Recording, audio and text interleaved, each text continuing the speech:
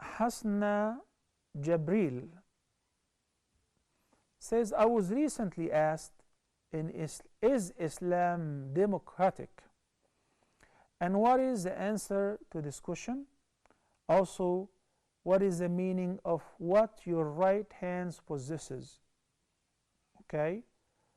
Are they concubine? Did the Prophet ﷺ have concubines?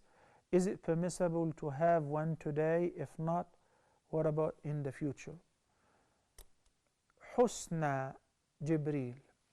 Number one, Islam recognizes a very beautiful divine system that Allah subhanahu wa ta'ala revealed, stated and approved to Muslims to go about and to live with, which is a shura, mutual counseling. Allah subhanahu wa ta'ala says in the Quran, وَأَمْرُهُمْ شُورَى بَيْنَهُمْ, and their matter, any matter, should be consulted amongst themselves, those who have a ra'i, an opinion, the educated ones.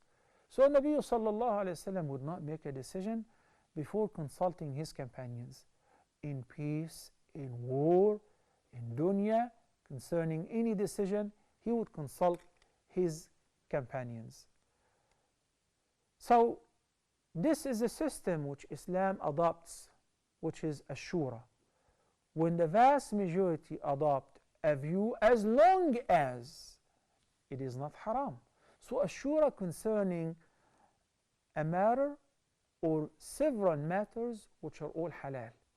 We do not make consultation in haram. Yani in Islam would not hold a council meeting to decide whether it is okay to sell wine or not.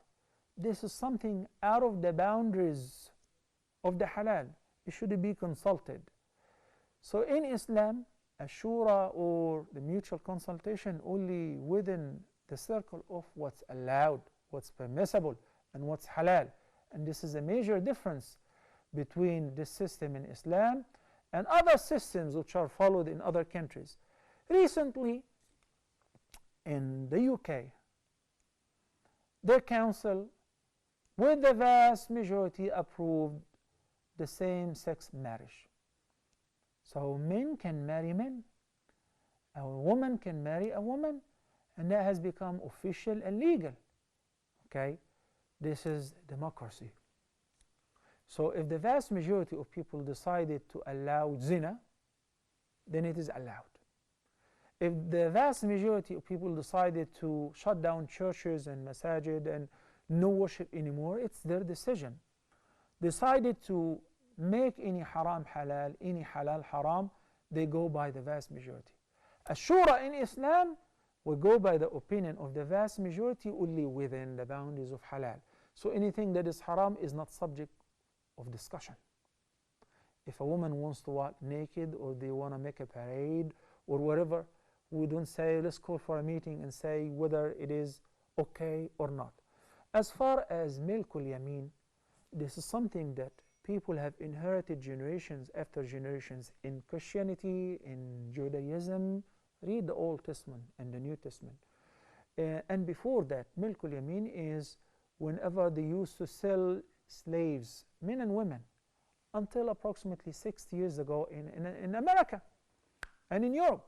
So this is something was considered.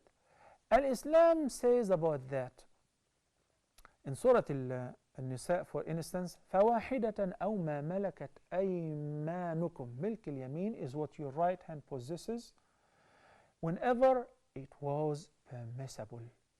And the only mean to do this is in case there are prisoners of war and it is recognized. But since that is not recognized anymore, and the Muslim Ummah have signed the treaties to agree to that we do not take the prisoners of war as slaves and so on, so we do not treat them as milkul yamin. Yani, no one can go to his servant or slave, a maid who hires from here or there, I'm not going to name any country, and say, what about this? I will pay you 100 grams and you become mine. I own you. No, no human being owns a human being anymore.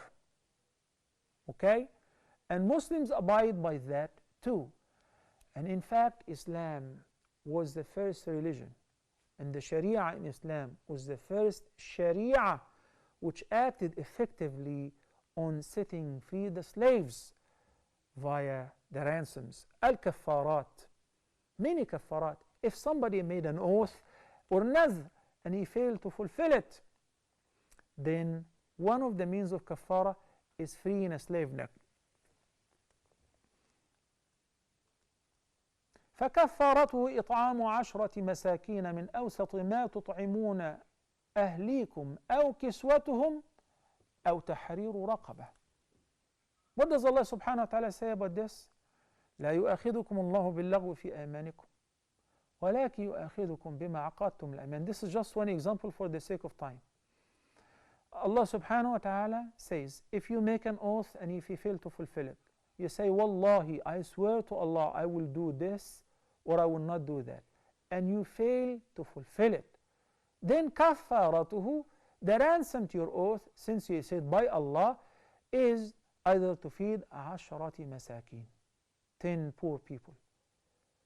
من أوسط ما تطعمون أهليكم أو كسوتهم, of the average food that you and your family eat from, or buy them clothes similar to what you normally wear, an outfit, izar, rida, shirt and pants, trousers and so on, أو تحرير رقبة, or to free a slave neck.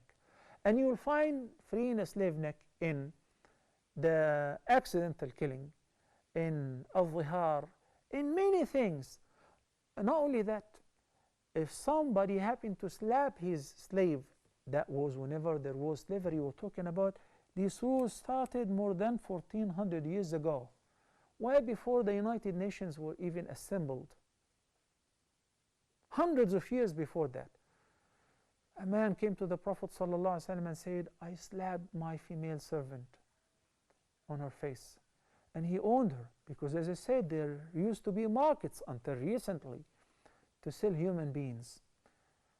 Asked the Africans who happened to be shipped to America in ships because they were sold as slaves. So he said, I slapped over the face. And Nabi sallallahu alaihi wasallam was angry with him, and he asked her, where is Allah? She said, in the heaven. He said, أطلقها فإنها مؤمنة. Free her, to set her free, because he slapped her over the face. And many examples like that. This is entirely different than concubines, where a person would have an illicit relationship with a woman without a marriage contract. This is called prostitution. Okay? And in any case, we don't have milkul yameen nowadays, and we do not go by it, because there is no more slavery. أقول قولي هذا وأستغفر الله لكم لي ولكم, and we'll be back inshallah after the short break. Please stay tuned.